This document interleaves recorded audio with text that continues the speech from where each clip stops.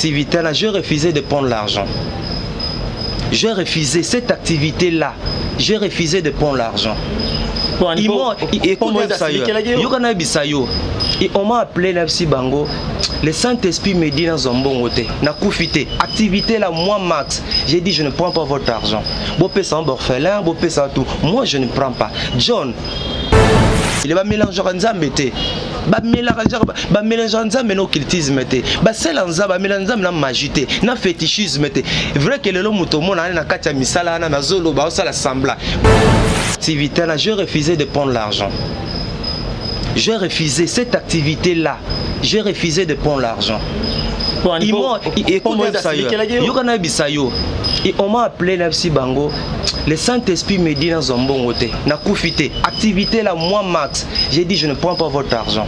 Bopé ça en orphelin, bopé ça tout. Moi je ne prends pas. John. Il va mélanger en zambété. Ba mélanger en zambé no cultisme té. Ba sel en zamba mélanger na magité, na fétichisme té.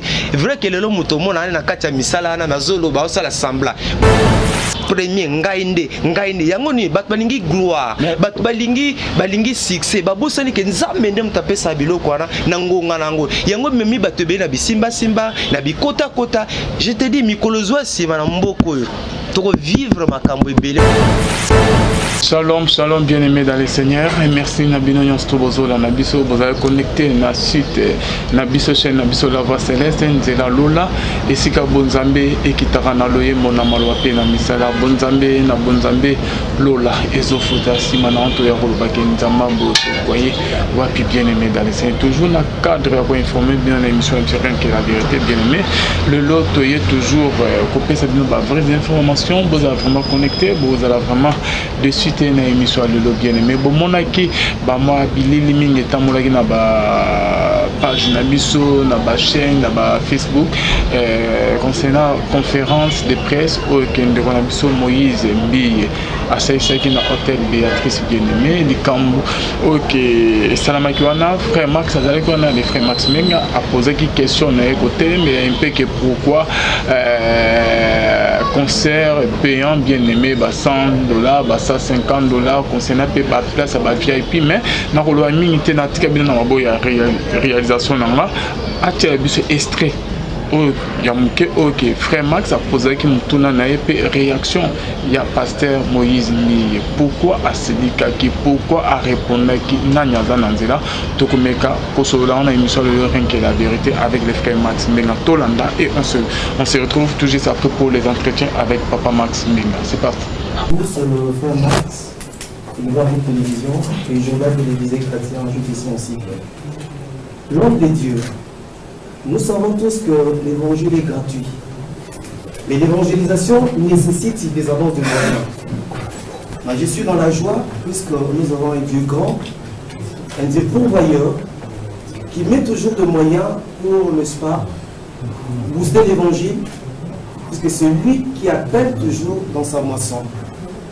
Ma question c'est de savoir, l'homme de Dieu, depuis un certain temps, il y a une typologie, il y a une catégorisation de prix dans vos productions. Ne voyez-vous pas que là, vous constituez vous-même un obstacle pour le salut des âmes et surtout, vous dites toujours que vous prêchez pour évangéliser.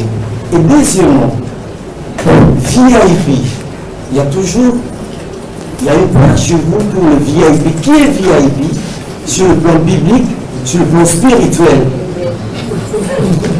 Alors, une autre question. Depuis un certain temps à Kinshasa, il y a des hommes de Dieu qui ont des sobriquets. Pasteur Faya, Pasteur Motou, et chez vous, c'est la réserve de l'Éternel. Voudriez-vous, référent Moïse Mbi, sur le plan biblique, sur le plan spirituel, nous dire la place des sobriquets dans l'évangélisation?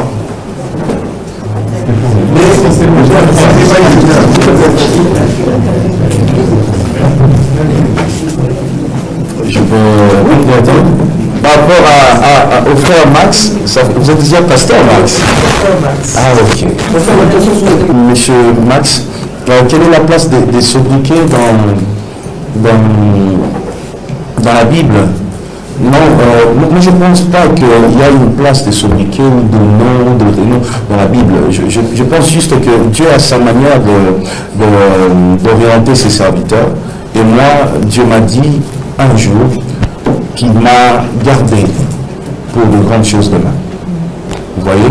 Et c'est pour ça que je me suis levé un matin, je dis, je suis celui que Dieu a gardé, a mis quelque part, au frais, pour de grandes choses demain. Et j'attends encore ces grandes choses. Jusque-là, je suis en train de... On appelle ça comment dans le football? Échauffement, c'est ça. C'est ce que j'ai fait parce que je crois que les grandes choses sont à venir. Et est-ce que les VIP et toutes ces choses... Vous savez, frère Max, je vous connais depuis longtemps. Je vois un peu votre manière de voir les choses. Vous avez cette manière de voir les choses là. Une fois, j'ai fait un concert ici, à l'hôtel Béatrice, ici. Et je sais que vous aviez très mal pris ça, ce concert-là. J'avais fait ça à 100 $. C'était le jour de la Noël. Je pense que ceux qui travaillent à l'hôtel Béatrice sont ici. Par la grâce de Dieu, je suis le seul musicien chrétien qui a rempli cette salle à 100 $. Et je suis peut-être parmi les 2 musiciens congolais qui l'ont rempli à 100 $. Vous voyez, et pour moi, je suis fier de ça. Pourquoi, je vais vous dire? Cette femme que vous voyez, elle n'est pas millionnaire. Elle est venue me voir. Elle paye pour que Pasteur Moïse puisse prester avec tous les professionnels qui m'accompagnent. Je me fais accompagner des artistes de INA, des professeurs de musique, de toutes ces personnes, des danseurs professionnels. La chorale comme Luc Julon, c'est une chorale professionnelle, peut-être la seule chorale que nous avons au Congo. Toutes ces personnes qui accompagnent le Pasteur Moïse Bié doivent être payées. Il y a des ingénieurs de son. Elle travaille pour avoir un podium, pour faire la publicité. Vous êtes là, vous serez payés, vous serez tous payés. Vous voyez, personne ne sortira d'ici gratuitement. Et cette dame se bat pour que vous soyez tous payés, pour que les médias, si M. Max, si cette dame vient vers vous et vous demande de faire passer gratuitement, vous n'allez pas le faire. On se connaît. Je vous connais très bien. On se connaît depuis longtemps.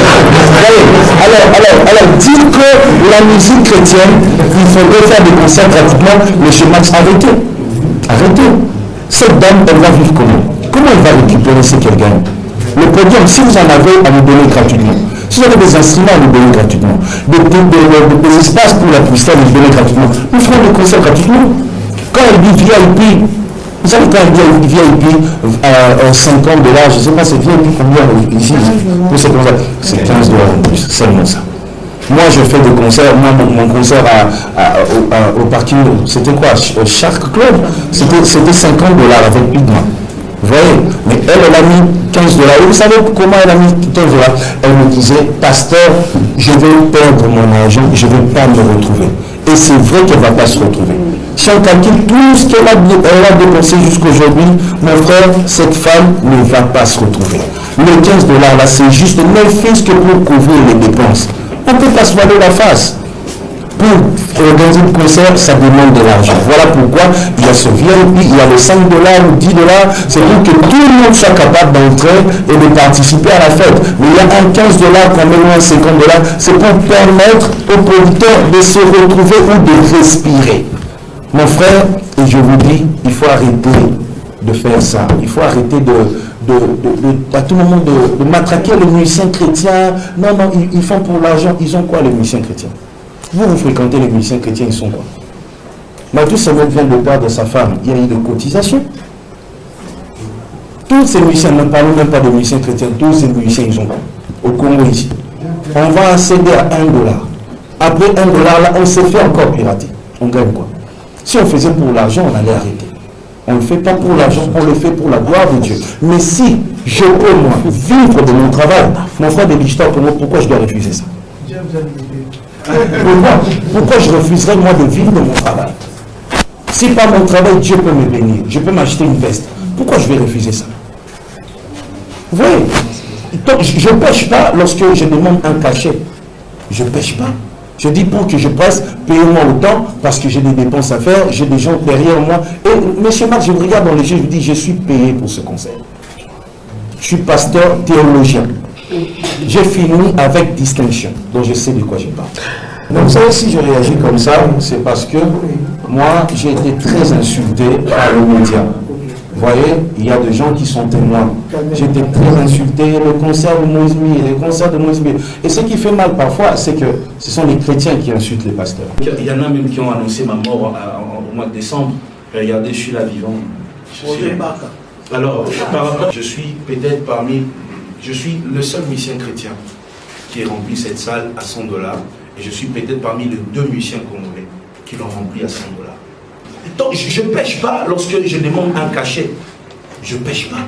Je dis pour que je presse, payez-moi autant parce que j'ai des dépenses à faire, j'ai des gens derrière moi. Et M. Max, je me regarde dans les yeux, je dis, je suis payé pour ce concert.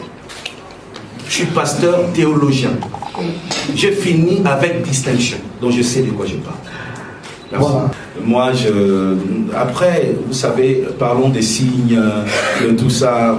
Vous savez, j'ai eu la chance, moi, d'avoir des hommes qui ont passé toute leur vie à suivre mes clips pour détecter des signaux. Et les signaux, ils sont détectés comment? Ils attendent, ils voient une vidéo, ils voient comment j'ai fait ça. Après, dès que je serai en train de descendre, quand j'ai fait ça seulement, franc-maçon. Vous voyez? Voilà, bonzambe na bonzambe lola ezofuta simana onto ya kolobaki nzamba boto kwaye waki elongo na des frères Papi Kongenda l'homme de Simangolo depuis Zurich pe na filo moko ya motema Bivens le homme depuis Londres na mama Gisèle nous que le motema papa Emmanuel na Boston. Un grand merci na pasteur Feza Missia, la bouche autorisée de l'Éternel depuis Zurich.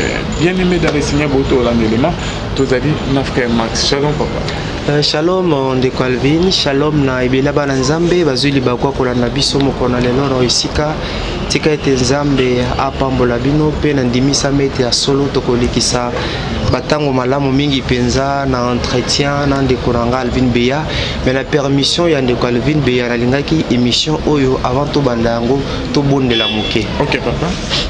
Nzambe tata topesi yo merci pona libako malamu opesi biso mokona lelo nantia na kosolola na etali bokondi na yo kolo to bondele te biso to kufa biso nzambe to disparaître yo loba kati na biso pesa biso maloba pesa biso bwanya pesa biso intelligence kolo pote maloba na biso emema lipamboli na bomo yebele na bandeko bakolanda biso Molimo santo to mikabi pa na yo pe tozana kondimete a solo okosalela biso lokola bato pamba nantina ete Yahweh bukonzi na yo ezo esika na mboka Kongo ezo esika na bomo ya bana na nyonso bakolanda biso na kombo na Yesu Kristo kombo za likoro ba kombo nyonso nde to bondeli bongo amen. Amen papa. Papa Mas to la élément conférence avec Moïse Mbiye. Tout le monde qui opposé Motuna papa, réaction à pasteur Moïse Mbiye, banderomi babengi biso de partout.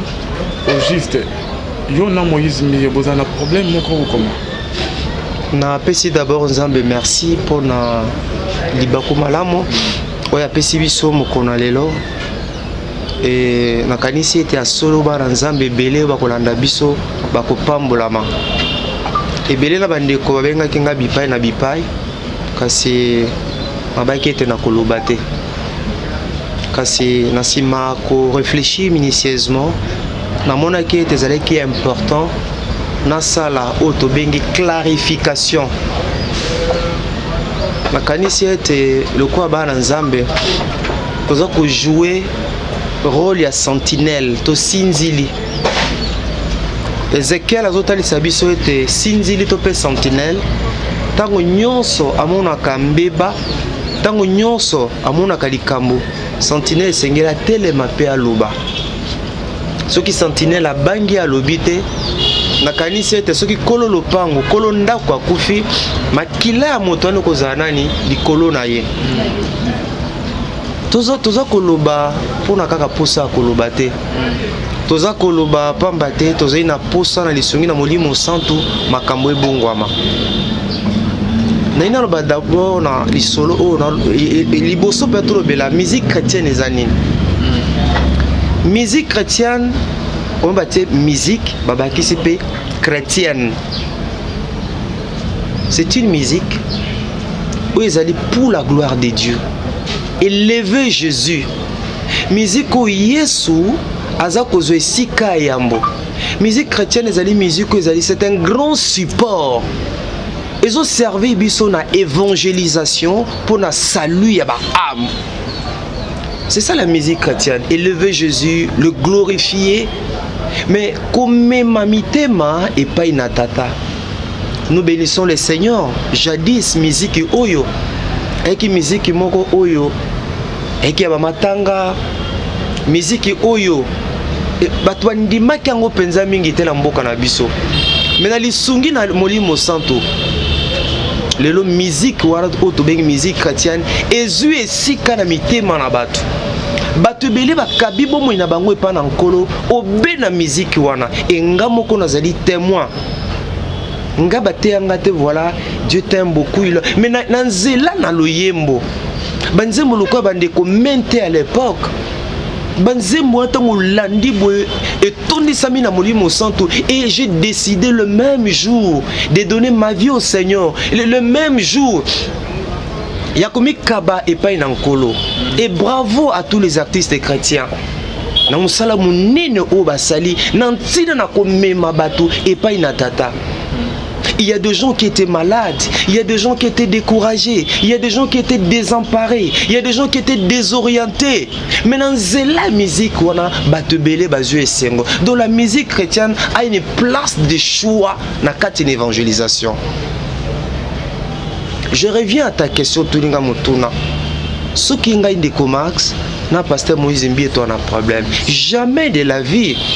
Nous avons un problème. Il y a des pasteurs, Azali Mobateli Mpate, que nous aimons bien, que nous respectons. Et puis Bible Lobini na Romains 12-18. S'il est possible que cela dépend de vous, soyez en paix avec tout le monde. Nazamutaluka kimia. Batbalandi naina posa kolobate. Mais nabi non ça la clarification. Batbalandi ba vidéo à travers le monde. Quelle a été ma question? Quelle a été ma question? Papa, je suis animateur formé. Un animateur azana miso misune zali e boka kabipai na bipai akotala o azoyo kana o azakomona. Alors, nasale ki constat lokola moto nyonso était mon sali dans Zambé, notre pasteur que nous aimons bien, le pasteur Moïse Mbi, dans la production il a une catégorisation, il y a un prix. Alors je reprends, quelle a été ma question? Question de Ngezaki Boy. Révérend Moïse Mbi. Évangile, c'est vrai, évangile les alliés gratuits. Mais évangélisation c'est un moyen. Heureusement que nous avons un Dieu si grand, un Dieu pourvoyeur. Lorsque Dieu appelle quelqu'un dans son œuvre, il ne l'abandonne pas. Il les soutient. Yemokape sakaye provision. Nal erouta wapi. Yemoko nzambe. Nakibon nzambe na ye. Ayebi ndenge asalaka. Nabaki si pasteur Moïse Mbiye. Papa Nabiso. Qu'est-ce qui fait que na production na yo? Tozali na ba standard, tozali na ba VIP, tozali na ba réservation. Dites-nous sur le plan biblique. Quel est sur le plan biblique? VIP, qui représente VIP? Standard sur le plan biblique. Et standard, nani azali standard? Ne voyez-vous pas que vous-même, vous constituez obstacle pour nous saluer ba âme. De quoi ça na $100 te, de quoi ça na $5 te, de quoi ça na $20 te, de quoi ça na montant songolo pakalate. Et qu'il tient Mordicus à élever le nom de Jésus. Et qu'il tient Mordicus à célébrer l'Éternel. Est-ce qu'à Koya? C'était ça ma question. Ma vidéo est allée wana. Bolandi ba réponse. Mais n'a lobanini. Ndeko nangal vin. Puis belel bandeko bazola na biso à travers le monde. Et sengo na biso lokola bana na Nzambe. Et sengo na biso lokola batu na Nzambe. Ezali te tant toujours ça la plein. Si on a sali plein à Béatrice Hôtel, on a sali plein à Stade de Martyr, on a sali plein. Et c'est mon avis sur Ezali, lorsque les âmes sont touchées, lorsque les âmes sont gagnées dans le Seigneur, lorsqu'il y a des transformations de vie, comment Moutouna Nzambe, un homme de Dieu que nous respectons bien, n'est-ce pas? Comment un homme de Dieu que nous respectons bien peut dire à la télé, ba vidéo ezali wana ngai nazali musicien chrétien à liboso oyo abeta na Béatrice Hotel na $100 pe tondi Ndekonanga Alvin Beya, je réponds à Eloko Nazoloba. Comment un homme de Dieu, un serviteur de l'Éternel, un instrument de Dieu, qu'avons-nous reçu de nous-mêmes, mon frère? Que les gens me répondent. Qu'avons-nous reçu de nous-mêmes? Tout ce que nous avons, c'est la grâce de Dieu. Mais comment, et c'est là, c'est ça, frère. Non, c'est ma clarification. Comment un homme de Dieu peut dire? Comment un homme de Dieu peut bêta tolo, Alvin Beya et les bien-aimés qui nous suivent? Ngai, Nazali artiste à Liboso, Yako bêta na Béatrice Hotel, et puis na Sabato Tondi. Je voudrais demander pardon au peuple de Dieu. Ça, c'est une honte pour l'évangile. Ndekwalvin, excusez-moi. Excusez-moi, Ndekwalvin, je voudrais demander pardon au peuple de Dieu. Et c'est mon ami qui a la tête on a sali plein.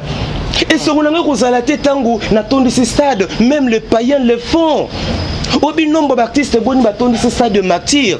Mais c'est pour la première fois dans l'histoire il y a musicien chrétien, il y a Tony ça plaît. You can have ça, Alvin. Na lingi otikanga tano, s'il te plaît. On met faut quand même pour senga pardon. C'est une honte pour l'évangile. S'il te plaît, Alvin. C'est une honte pour l'évangile. Nazali contre mon touté. Tu me connais bien, je suis un garçon bien éduqué. Papa, et c'est mon ami ko zalaté pour na sali plein na stade.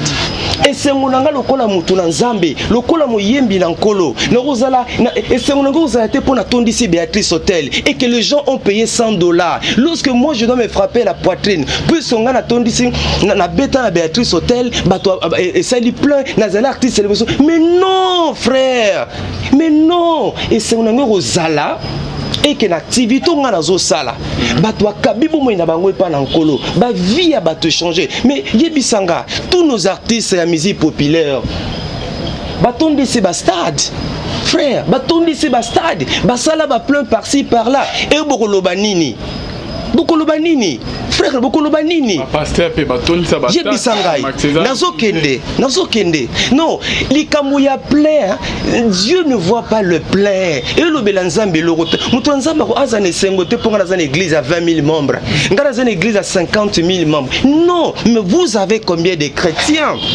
Obi mo chrétien oti na Antioche bato mona ikaka nukoloba nebiso to bakana ki mongo ko ulana lokola. Ces gens n'ont pas dit que biso toza ba chrétien. Bato moni ezali babino. Ba o bazali bato ya Kristo. Bazali lokola Kristo. Nga lokola mutu na Nzambe. Tomo yembi na nkolo. Na robeta tolo te po na zane église à 10 000 membres. Na zane église à 50. Mais sengo na ngeza ali ete lorsque nga na zoteya. Lorsque nga na za ko yemba. Et qu'il y a un feedback positif. Et que les âmes sont gagnées au Seigneur. Frère Nangaï. Donc vous comprenez, ça c'est une règle grave.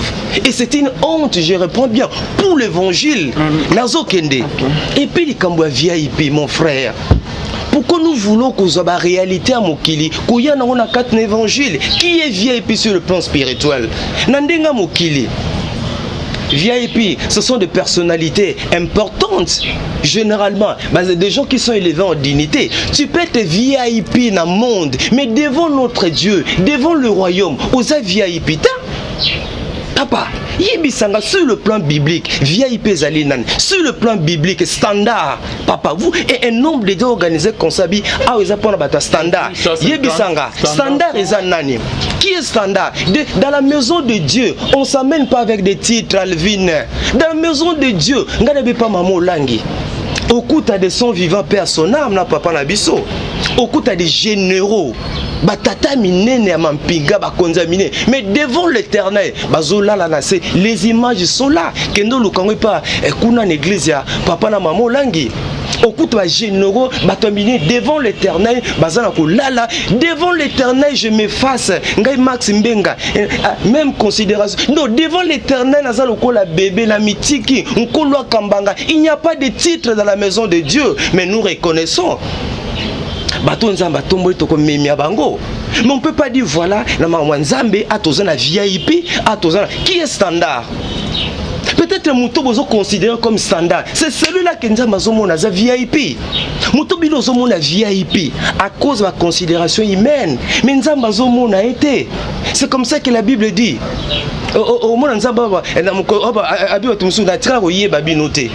Donc moi je pense que biloko ba typologie il y a prix wana, il y a standard, il y a vieux, c'est une honte pour l'évangile, ça doit disparaître. Na milliard ba chrétiens, totika mokili na ba concept nango, totika mokili na ba dénomination na bango, totika mokili na ba considération na bango. Ces histoires là ça vient faire quoi l'évangile?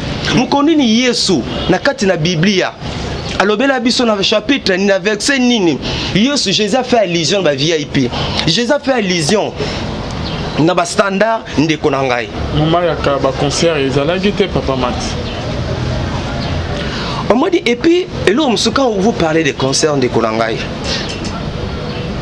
Nayoka ndeko koloba mosala nzambe koloba mama okoto a récupéré tambongo na été. Papa, on n'organise pas un concert, on n'organise pas une activité chrétienne pour gagner de l'argent. Oh Alvin, naïbité, Alvin. Atuna ki yope mutuna boye wana ufala afuta binombongo. Alobi ke Moïse a mis alobi ke ayebi yo très bien. Ceux qui appellent sur Billy bon sang qui appellent son monté de bon, nalobaki ayebi yo très bien c'est ça. Au moins nazana considération mingi. C'est un homme de Dieu. Il y a des gens qui croient en son message. Nabanzembo naye na matea naye eza bato ba bongo limitema. Donc na lingi na sala émission mon côté à lokola 2x4 4x4 16. Non, ngana na iko kitana na iko luba bongo te. Vous comprenez? Oui, mais il a tali ça okende konangai. On n'organise pas une activité chrétienne, une activité à caractère chrétien comme du lucre pour avoir de l'argent. Non, papa. Ni l'on peut sans amener na peu moi pesinga. Les lois que vous avez les lois que vous avez yembi, ils ont grâce parce que yo na tourna ni no pesa na nzambe, na likabo, na ba charisme, na ba don a pesibiso. Ndeko Alvin Beya. Tout le monde va pasteur rebelle qui organiser ba campagne na kati ya mboko. Ba mindele ba otimboka ba paya. Azu ba instrument sophistiqué. Mais bango peut bâtir ba droit d'entrée. C'est le même travail. Vous avez dit que les hommes de Dieu vont organiser la campagne dans le stade. Les hommes de Dieu vont organiser la croisade par-ci par-là. La séminaire par-ci par-là. Nous avons calculé un bon pour l'activité $150,000. 150 pendant budget na pour activité $150,000 et quand ça peut activité na souka MC côté $2,000. Abino frère Max, moi ça me dirait je suis dans la joie. Je le pas organisé pour non activité chrétienne on a besoin aux mbongo. Na te ka ba chemise na besoin aux mbongo. Na sa activité no sala te que voilà le kolanga na bimisi boy na sala bo ponga na gagner bo. Les rémunérateurs par excellence nzamba za mu futi malamu et puis le long de kolanga la plupart de nos artistes ndenge bazali wana nzambe atomoli bango, ils ont des partenaires, ils ont des gens qui les soutiennent. Papa yebisanga lo lenge babandaka musique na lelo est-ce bazaka ka ndenge moko pourquoi ko sela nzambe na bango te babi voilà pour la gloire de Dieu, pour la gloire du royaume n'organiser activité on a te bande ko bato sans nzambe. Moi je connais des artistes na mboko ya Kinshasa. J'ai accompagné Moyembi mon Mboka na Égypte. Tu auras délégation 12 personnes à Fouta Bambongo naï. Tant aux zonga encouragement à l'artiste. Artiste on accompagné na Brazzaville pendant 4 mois spot na radio télé na Brazza. Pendant 4 mois spot by mission logement colia papa. Toyé awa je crois na mois de septembre na nini na échangeur. Même artiste, Abim Benstri, elle aime l'excellence, c'est une femme, elle aime l'excellence, elle a mis suffisamment de moyens. Concert, on vous le bêta, Batouba Yana Ndinga ou Saranate. Papa. Gratuit. Asalango gratuitement. Ok. Tout le mais maman, Abinono Max. Papa Max. Ngana zo salango pona lokum na kolo. Nebisu moyembi mususu na grand hôtel. À organiser un concert pour la promotion de l'unité de la paix. Papa, gratuitement. Mais nous encourageons Bana Nzambé, il y a que soutenir Moussa Nzambé. Nous encourageons les chrétiens. Pour passer dans la campagne, il va nous soutenir. Papa Max, tu as une émission spéciale, Papa Max. Nous avons fait un concert et nous avons confrère Mo Bazarana. On peut tout ça, moi j'ai une question et réponse. Et que vous avez vraiment bien makasi. To banina John Okusen, nous avons dit que on met un peu pour quelques minutes, na Papa Max et puis Nancy qui dit à Rokota. Papa Max, nous avons dit que nous avons une million. Merci beaucoup de Alvin Beya, na bande konyo so Zolanda biso toliki ete toza kosala émission oyo mpona koéclaircir bana nzambe ebele oyo balingaka sango malamu na nkolo. Merci na ndeko Max kondima biso lisusu na plateau oyo tosombiki na makanisi ensemble. Ndeko Max tozongi epa na yo ozali moko ya bapanzi sango oyo bapanzaka sango mpona bakristo, kasi depuis un certain temps tomona ondire oza koyoka na penza te na basali ya nzambe ya Congo, soit disant entre guillemets basali ya nzambe basalelaka nzambe malamu te ya Congo na baaktivité na bango okendaka lisusu te. Ezali mpona nini? Omoni nini epa na bango e nini oyo ekosalaka yo na bango courant eleka lisusu te? Non, ndeko John Famba te naza moto yebi que nako mukolo puis nzamba bengi biso na bomwana nga souci ndenge za la mesela be. On a passé temps ebele na ba prêtre tira nzamba sa ameminga côté le nazali naza problème na ba pasteur ta problème na ba invité nazali moto si problème eza na église naza na ngulu ya kozala et na kanisi c'était par la grâce de Dieu nkola songi biso na moibele mais nazaka suna moni likambo que Ndeko John, l'auto ba vérité ba dérapage ezebele. On met problème na mboka na biso za ba yembi eza ba sana nzambe mususu. Ba balingi vérité te. Dernièrement na une point de presse ya pasteur Barouti.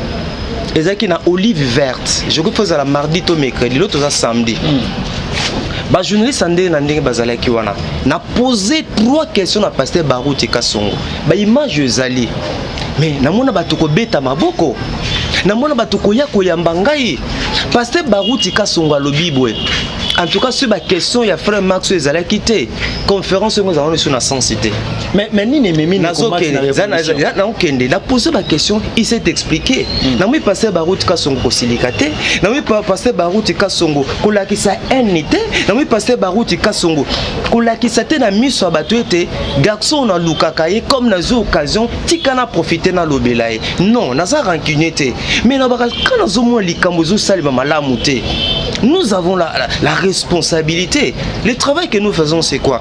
C'est l'évangélisation par les médias. Ça, c'est un ministère que Dieu nous a donné. Ndeko John, vous pensez normal qu'un homme de Dieu, Abeta Tolo, Kolobake, nga naza artiste à Liboso, na tondisa Béatrice Hotel na $100. John Yebisanga. Madame Moïse Mbiye. John, vous avez suivi.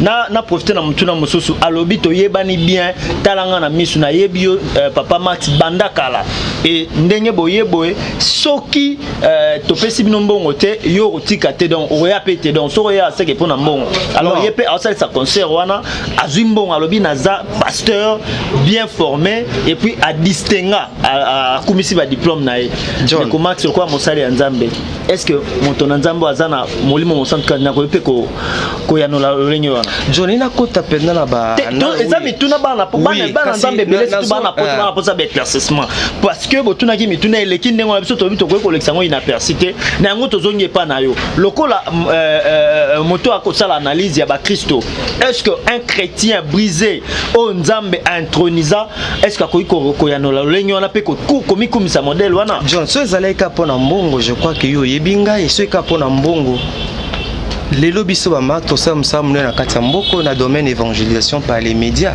so lelo na zanza marobenga ngape lelo j'ai des enfants notiki la bango nini dis-moi maintenant désespéré té ndenge maman Georgette Kefabaka les paniers circulent encore Dieu fait chaque chose en son temps ndenge bato comprendre que c'est Dieu qui nous a appelés.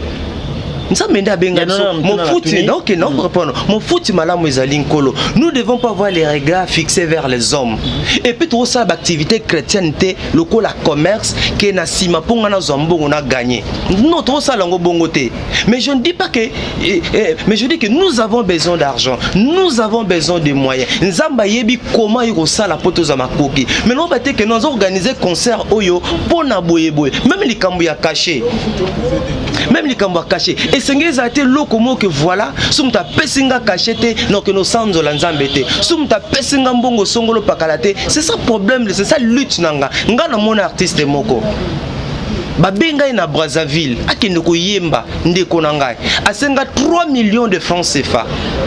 3 millions de francs CFA pour que nos sangs la nzambe na niveau à Brazzaville. Ndeko nanga John. Est-ce que vous trouvez ça normal?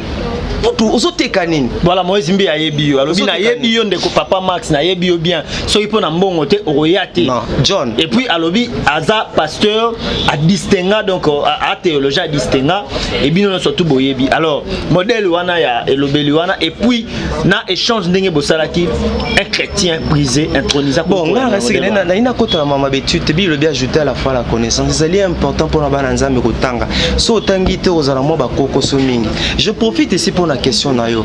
Et là on sait nga ba pasteur bazolanda biso. Les hommes de Dieu doivent avoir des conseillers en communication. C'est très important. Non, moi je dis à Bongi côté wana.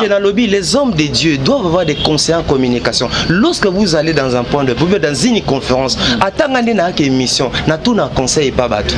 Na loba ninyo, passer Kouzi, passer Kingande, soit posant que na tout na pona yebinyon sauter. Un homme de Dieu, azali en public, tango soit koloba na miso bateau. Et sengeli ozaba ba préparer yo. Vol bobengi bananyo. Ah, Max style nezalabo, Kingane style nezabo, Kingane. Et puis moi j'ai appris à l'université comment éviter de répondre à une question. Na yekoliango, merci na professeur Ngwaba qui nous a appris comment éviter de répondre. Nous sommes obligés de répondre à la question sur tout. La question piège, pas moi une question piège. Mais la question n'a rien de John. Et ça ma réalité John. Mon atteint mboko ya Kinshasa concert VIP $100, VIP na montant basta John. C'est ça le problème n'angeza na mi tuna. Ezali normalité John. Ezali normalité. Que la mukili, ce que nous faisons c'est l'évangélisation. Mais je suis payé pour ces concerts, frère Max. Je suis payé pour ces concerts. C'est son point de vue. Moi je donne aussi les miens. Parce que ni les autres tout ni les autres salopas na makambwana nyoso. Et là que zo salanga passe John, c'est business ou côté na kombo église. Ko ça la business ezali na ngoma bete. Mais business où il y a évangile, John, on a vu des hommes de Dieu na kati ya mboka où ils organisent ba campagne à danger. Ba bimisa pe ba mbongo ebele. Au monde ba tira so ba droit d'entrée. Tes droit d'entrée za te po ba beta manki na mbongo na bango bimana. Na tiki même manki na John. Moi je connais des hommes de bimisa ba $80,000, ba $150,000, ba $70,000. A tie ba panneau, a tie ba fiche, ba sport, à location d'instruments, à podium. Tous ces hommes de Dieu nos pasteurs ici au niveau de la ville. Pourquoi on ça appelle ba droit d'entrée? Ba ça appelle les kabonza ba pesi bango. Au moins en pleine campagne ba veugle, ba nini, ba moni, ba kakatani, ba tamboling, les gens qui avaient des problèmes. Mais ba pasteur on a pourquoi ba zoté ka grâce? On peut pas vendre la grâce que nous avons reçue de Dieu. Tout est ka ba grâcité. Tout est comme problème l'angeza que standard. Prix à standard en église. La prix à VIP en église. Et sengeli et longo nom de Jésus na quatre en église na nkolo. Ça n'a pas de soubassement biblique. Ça n'a pas de fondement, ça n'a pas de base biblique. Ezalité, problème n'angé ezalité. To beta tolo, lorsque les âmes sont gagnées. To beta tolo, ça c'est le langage mondain. C'est le langage ya mukili. Et le langage que non, ngam ta bosso na sala Bercy, ngam ta bosso, papa. Où ça la concurrence nanani?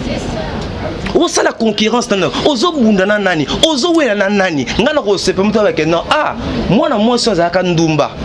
Mais jour na betaka par exemple na paka Juma alandika na nzela lo yembo vie na ye changea papa oui musala nzambo so sala ngo bien nzamba pambulaka kaka Balvin Beya bango tout le monde bon ba citer excusez-moi de citer son nom. Moi je vis Alvin Beya ko bana musala TV.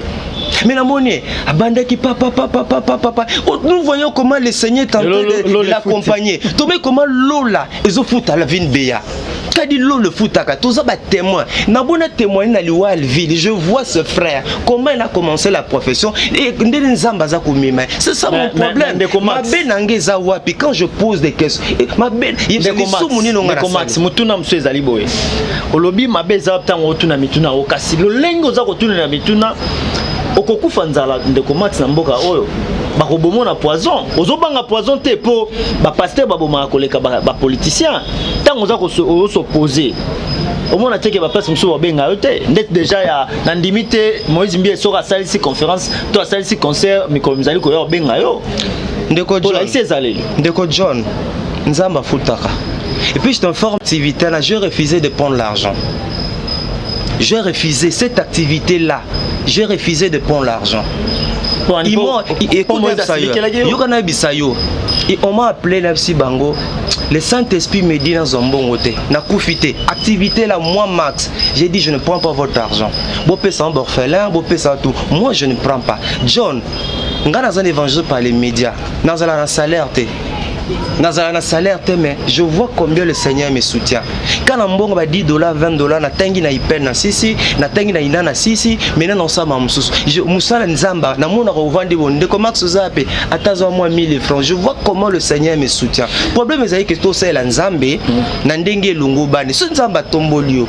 Gloire à Dieu. Tous à la peine à considération, tous à peine à minimum ya respect envers ba atabiso tous en loroté. Moi minimum à respect pesala envers bateau. Nzambe wana mwendenge zana nenga pesa mwinda nae ezaka pona muto ya kinga boite mutanjili pa rozwa. Donc ça dans zolo bango awa que les gens apprennent aussi à respecter les gens, à respecter tababiso tozan et loroté.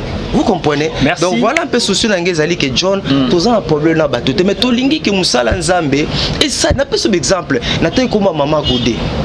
Maman Goudé, regarde comment cette femme elle investit pour l'évangélisation. Voilà. Natamboli na ina ba concert bipai na bipai. Abimisa Maman Goudé a tiré au sala doigt dans le temps. Ce n'est pas qu'elle a besoin de bon côté. Voilà. Faut Patrice Abeta awana nini. Na grand hôtel à l'époque. Ngam na modéra concert voilà. Na mo faut Patrice côté doigt dans le temps. Donc il faut Patrice côté ba doigt dans le temps avec le Seigneur et mon peut te boire arabi et te boire arabe. Voilà. Pour que tu récoltes dans le moment opportun. Merci beaucoup. Tu bois pour récolter dans le moment opportun de Comax. Yambo te toka wanayo. Température et évangile na Congo. Église à Congo. Ils ont la température ni. Bon, il faut le bac dans le baron balaminga bisala ça les côtés tourne en quatre églises. C'est ça le problème avec bolinga bisoté angwan. Mais est-ce que vous quand noroté tu vois bisala sala ndeko John et côté tout basala bien bazale bele o sala nzambe na bango na ndenge longo bani mais bisala sala ba fausse pratique John. Tu vois biluka ngato bulu baté o kaka mutema soko isala o passe. Mais John, na sa muta église ndeko na ngai. Bato bono bazolela na benga ki muto kinga na sambela pona ngai a exiger nga il faut na pesa tel montant. Kinga na bisanga va sambela pona nga na pesa ya instrument. Kingandi maman muso bata ko tongola ye. Aina ba problème maman ngani moi ça libala bake ko tu vois problème ce zali à l'égard il y a ben filto ba côté kat netonga na nzambe. Tu vois, on n'a pas connu des choses comme ça na début avec l'église de réveil la katambo corruption. Mais depuis un certain moment, bah dérapage écoute ton église, bah fausse partie écoute ton église. Pourquoi? À cause de leadership. À cause mututo linga baye ngaende naza mututo linga za la premier ngaende yango ni bat balingi gloire bat balingi succès babosani ke nzambe ndem taper sa biloko wana nangonga nango yango memi batebe na bisimba na bikota je te dis mikolozwa sima na mboko yo toko vivre makambo ebele ba mélange nzambe te ba mélange nzambe no occultisme te ba sela nzambe ba mélange nzambe na magie te na fétichisme te vrai que lelo muto mona na kati ya misala na zolo ba osala sembla beaucoup de non serviteurs actuellement à cause ya gloire à cause ya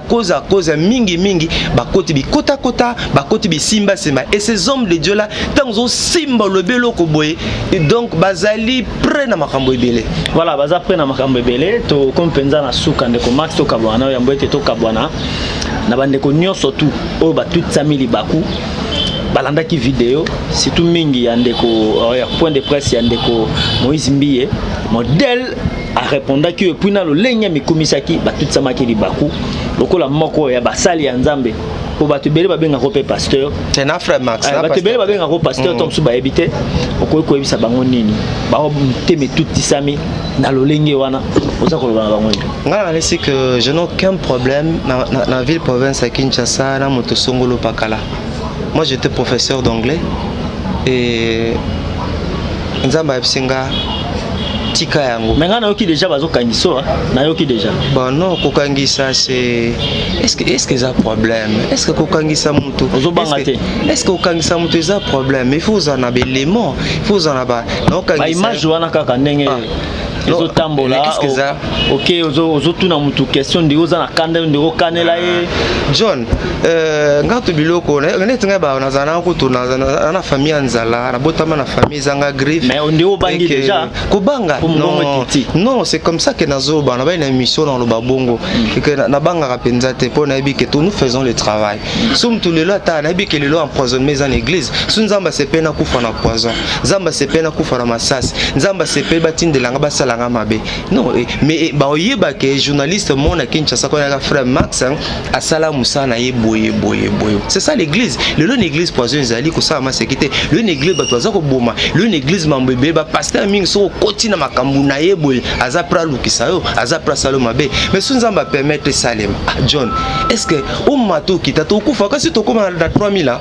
ton a détoko ta 2020 âge nangayo il faut est-ce que na plus 80 ans na ozala mais msuba beza zuwa ndezo salo zo telemela ba pasteur wana po balinga penza ko travailler na yo te msuba lobi bongo eza zuwa John côté les pasteur azana ba soda soko azotambola na nzela ba okanga nzela mutu mswale kateti ya kokota yo eza zuwa ndezo salo bongo po video mo pe zotambola obi pasteur so azoleka tout ça tie munduki mutu akota teti ya okota na église ça c'est toute une émission on sait peut-être biloko onka ya ngwana to oyo ça bato olinganga te yangwana un jour tout le bela pe mamana sur pasteur na ba garde corps non nga pasteur belé balinganga et belé ba pasteur ya bien ba pasteur belé balinganga nabi et ba pasteur belé oui ba pasteur belé na Kinshasa na poto balinganga ba ze belé so na bina kosa na kokufa omona ba pasteur belé balinga frère Max ba c'est un bon garçon il aime le Seigneur n'a appelle ba défaut nanga n'a appelle ba suffisance tanga mais j'aime ba pasteur belé ils apprécient nga mona pasteur lokola pasteur Roland Dalo allo benganga na grand hôtel abino je suis content de ce que tu fais basombelanga costume basombelanga ba sapato na mona ba papa na ngansembe na mona ba pasteur prophète Garita na sabengi pa sombelo bongo okindete mais nazala c'est dans eloko amunyo sotute mogisha okete tenabi nazwa eloko ya mutunyo sotute nazwaka eloko ya mutunyo voilà merci beaucoup ndeko Max to sepele ko yamba yo to soli na malamu nzamba pambola yo to likete so ekolo so azongite to kuta na yo pona kosala ba émission misoso d'ici la botika la malamu nzambe asunga biso à la prochaine.